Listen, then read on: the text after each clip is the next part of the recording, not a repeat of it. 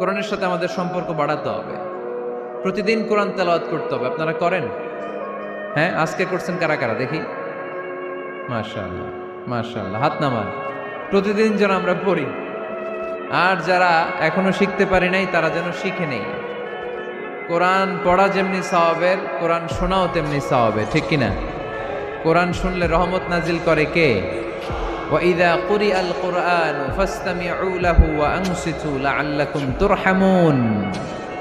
যখন কোরআনের তেলাওয়াত করা হয় মনোযোগ দিয়ে শোনো, তোমাদের উপর রহমত নাজিল করবে কে?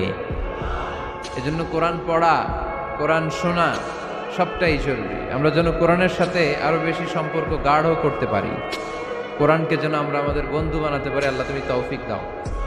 আর জোরে পড়েন আমিন। আজকে আমরা সূরাতু আর রহমান থেকে কথা শুনবো ইনশাআল্লাহ। পড়েন।